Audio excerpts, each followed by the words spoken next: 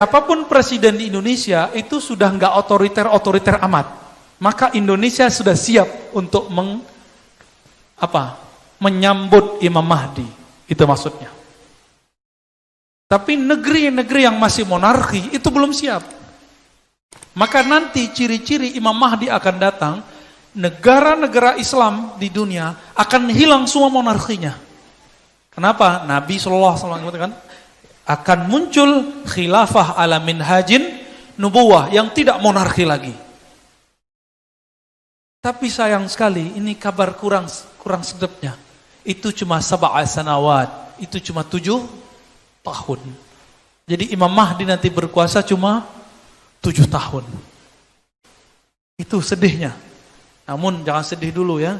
Antum sampai ke zaman itu juga belum tentu ya. Jangan sedih dulu lah ya. Dan hadis-hadis ini rata-rata hasan. Namun tidak ada hadis yang sahih yang menyebutkan bahwa tanggal berapa, tahun berapa. Oleh karena itu semua hadis yang mengatakan tahun 1441, 1000 berapa itu semua hadisnya dhaif, palsu. Enggak ada. Ya. Kita enggak usah percaya itu. Nah, ini yang harus ditegaskan, ya. Maka enggak usah galau masalah Imam Mahdi. Kembali ke Nabi SAW. Nabi mengatakan apa tadi? Kekhalifahan setelahku 30 tahun. Kita cek. Sistem kekhalifahan di zaman Nabi, bukan di zaman Nabi, di zaman khalifah yang 30 tahun itu apa saja? Kita cek. Abu Bakar As-Siddiq dipilih langsung bukan? Dipilih langsung bukan? Dipilih langsung, itu adalah demokrasi pertama dalam Islam. Lebih demokratis daripada Yunani. Maka, jika sekarang kita milih langsung, kita bukanlah meniru orang-orang Yunani. Kita sedang menghidupkan kembali kejayaan politik di zaman Abu Bakar As-Siddiq. Milih langsung. Milih langsung. Dengan teknologi sekarang itu sangat mungkin. Sangat mungkin. Dulu langsung aja, langsung. Aku baiat engkau, wahai Abu Bakar. Langsung semuanya. Dan itu lebih dahsyat daripada nyoblos. Karena nyoblos masih bisa curang katanya ya. Wallahu alam. Karena sudah disidang. Oke lah, kalau sudah disidang kita serahkan kepada Allah. Kita serahkan kepada Allah. Kalau mereka emang bohong, Allah hisab. Kalau enggak, kita korban hoax. Antum yang mana? Nah, maka ya sudah, kita move on aja ya. Kita tinggalkan persoalan itu. Abu Bakar wafat, Umar dipilih, sistem pemerintahan untuk pemilihannya apa? Sistem pemilihannya. Abu Bakar wafat, apa kata Abu Bakar? Kalau aku meninggal, maka Umar yang naik. Itu sistem apaan tuh? Ada nggak di monarki? Nggak ada. Ada nggak di demokrasi? Nggak ada. Ini namanya wasiat.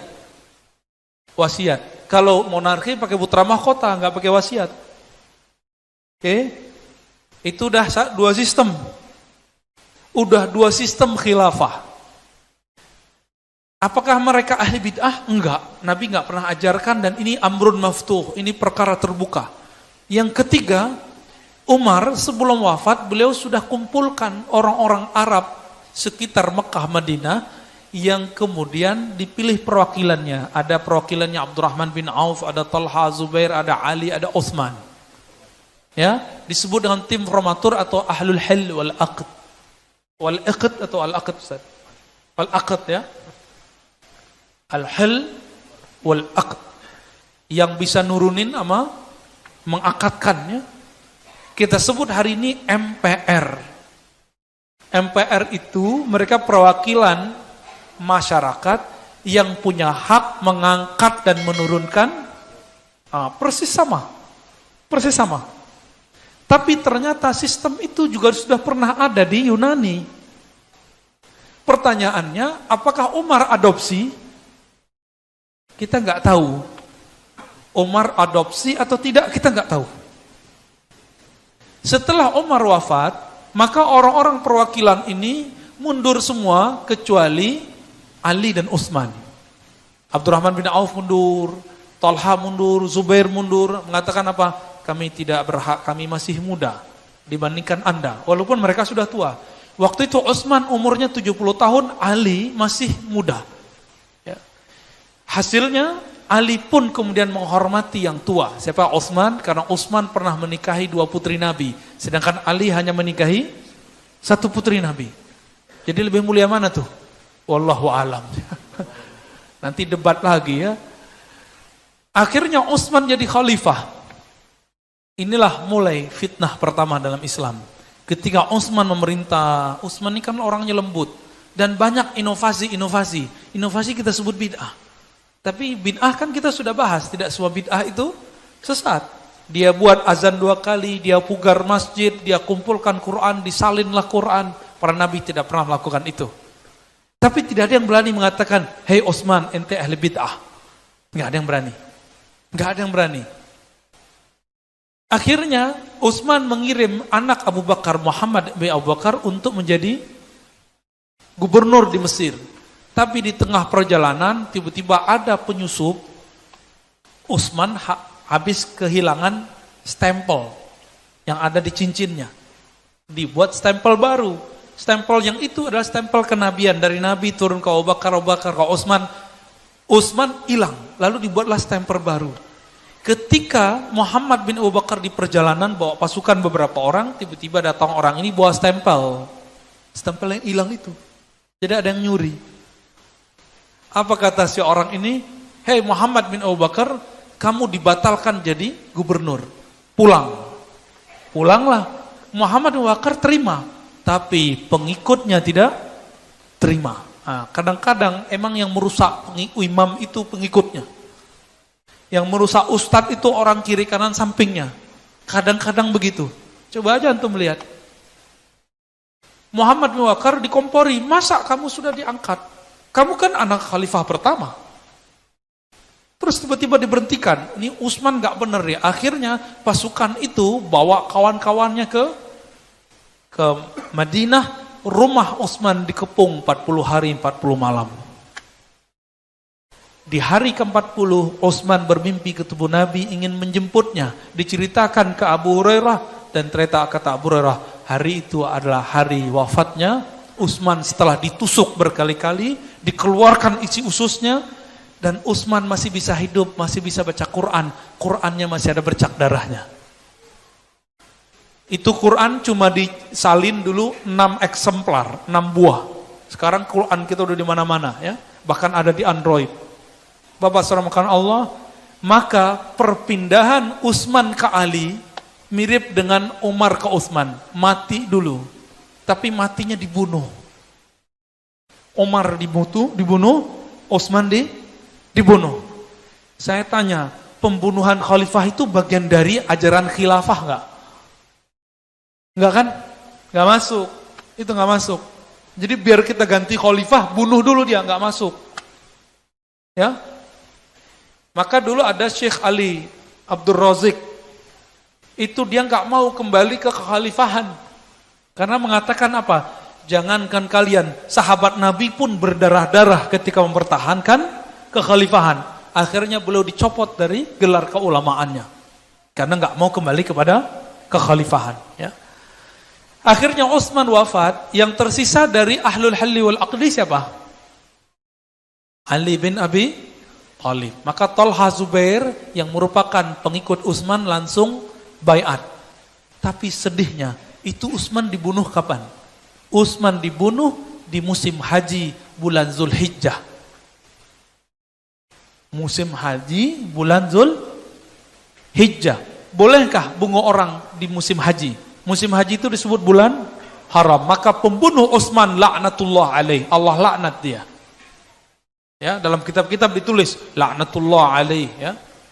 Saya jarang-jarang menggunakan kalimat ini ya. Seram juga kalimat laknat itu, kalau merinding juga ya. Telinga kita agak aneh rasanya dengar. Tapi begitu ulama-ulama menulis, Ibnu Katsir menulis laknatullah alaih. Akhirnya Talha Zubair mengejar kudanya supaya cepat sampai ke Mekah. Ternyata temannya Utsman dalam pemerintahan yang menjadi, kalau kita sekarang Dewan Pertimbangan Presidennya adalah Sayyidatuna Aisyah. Talha Zubair, Umar Utsman itu satu kelompok, satu fraksi. Dia kejar, ingin melaporkan bahwa Utsman sudah wafat dan sekarang yang naik adalah Ali bin Abi Thalib. Dan yang sedang haji umrah itu semuanya gubernur-gubernur yang diangkat oleh Utsman dan Umar sebelumnya, kecuali dua gubernur. Gubernur Damaskus, Muawiyah, dan gubernur Basrah, yaitu Abu Musa al-Ash'ari. Sama-sama sahabat Nabi, tapi lebih tua Abu Musa al-Ash'ari. Akhirnya sampailah Thalhah dan Zubair di Mekah. Membawa kabar itu semuanya sedih. Kenapa? Gubernur ini kan kehilangan induknya. Kenapa? Khalifahnya yang mengangkatnya yaitu Utsman sudah meninggal. Artinya mereka juga dicopot oleh Ali. Mereka dicopot semua oleh Ali. Namun hoax mulai berkembang. Bayangkan betapa bahayanya hoax ini. Karena hoax itu adalah tentara-tentara Dajjal. Apa hoaxnya? Yang bunuh Utsman itu adalah Ali dan teman-temannya. Ali adalah otak provokator yang menggerakkan kematian pembunuhan Utsman. Aisyah mendengar itu langsung marah. Apa kata Thalhah Zubair? In qatalti qatalna. Jika engkau berperang, kami berperang wahai ibunda Aisyah.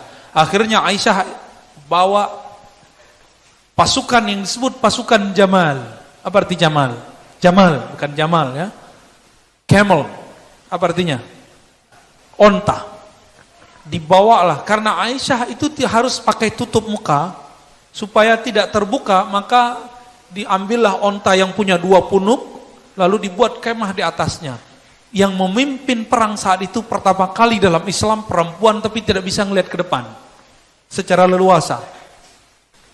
Maka Ibnu Umar teringat, saya teringat sebuah hadis, la yufliha qaumun, ya, tidaklah sukses satu kaum yang memimpin mereka seorang walla amrahum imra'atun, yang memimpin mereka adalah seorang perempuan. Itu Nabi lagi ngomong tentang orang Persia yang dipimpin oleh putri kecil. Kata Ibnu Umar, jangan-jangan mirip nih. Tapi Ibnu Umar sudah punya firasat, ini pasti kalah. Ibnu Umar waktu itu masih golput. Jadi gerakan golput itu emang sudah ada, tapi nggak banyak. Sampai di Madinah apa yang terjadi? Orang-orang Aisyah mengirim ke diplomat, utusan ke Ali. Terjadi dialog-dialog dan gak selesai. Kata orang Aisyah, yang bunuh nih kalian. Yang bunuh Utsman kalian. Kami nuntut, beri kami kesempatan untuk menghukum, atau Anda hukum pembunuh Utsman. Atau jangan-jangan Ali sendiri bunuh Utsman. Apa kata Ali? Ali cuma jawab, lastu biqatilihi. Aku bukan yang membunuhnya. Tapi Ali tidak mendatangkan bukti. Akhirnya orang-orang Aisyah kemudian marah. Sampai jam 5 sore, sampai jam 6 sore, perdebatan belum selesai. Makanya demo kalau sudah lewat jam 5, pasti chaos. Itu sejarahnya sudah jelas. Ini sejarahnya sudah jelas. Kira-kira tahun 37 ini ya, 37 Hijriah. Kita sudah membaca ini. Maka antum, siapa yang aktivis demo, tolong pulang sebelum jam 5. Kalau enggak kejadian lagi seperti zaman Aisyah dan Ali. Di saat itu panglimanya Aisyah adalah Thalhah Zubair. Thalhah Zubair Ali dijamin masuk surga. Dijamin masuk, disebut 10 orang yang dijamin masuk surga. Ali, Thalhah, Zubair. Thalhah nomor 5, Zubair nomor 6. Ini masuk surga, ini masuk surga, tapi beda 01 sama 02. Ya kan? Yang memerintah saat itu siapa? Ali, 01. 02-nya siapa? Aisyah. Ada 2 orang dijamin masuk surga di kalangan Aisyah. Siapa? Thalhah dan Zubair. Ada beberapa orang dijamin masuk surga di kalangan Ali. Perang mereka dalam masalah politik. Nah, ini penting kita garis bawahi, bahwa jaminan masuk surga tidak membuat orang sama dalam bab politik. Ini antum percaya atau tidak? Percaya atau tidak? Ini buktinya. Terbenam matahari, tiba-tiba ada penyusup provokator. Saya curiga itu adalah orang yang disusupi oleh Abdullah bin Sabah. Karena Abdullah bin Sabah itu dulu orang yang ingin memprovokasi Utsman, tapi Utsman usir. Lalu dia mendekati Ali, tapi Ali karena terbuka diterima aja. Akhirnya Thalhah dibunuh. Aisyah mendengar Thalhah dibunuh, gimana? Kalau kita lagi rame demo, ada yang teriak perang, satu aja yang teriak, oh itu bisa rame itu. Bisa semuanya bunuh-bunuhan. Ini yang disebut provokator. Ada satu lempar batu, semuanya ngambil batu, udah jempal jamroh aja ya. Allahu Akbar, sono juga Allahu Akbar. Terjadilah bunuh-membunuh dan wafatlah sekitar 5.000-an orang. 2/3 dari kelompok Aisyah, 1/3 dari Ali. Mau begitu diulang lagi? Mau diulang lagi nggak? Saya nggak mau. Ya, maka kita tidak menfatwakan, kita ngikut ulama kita ya, kita tidak memfatwakan demo itu haram, tapi kita memfatwakan anarkis haram.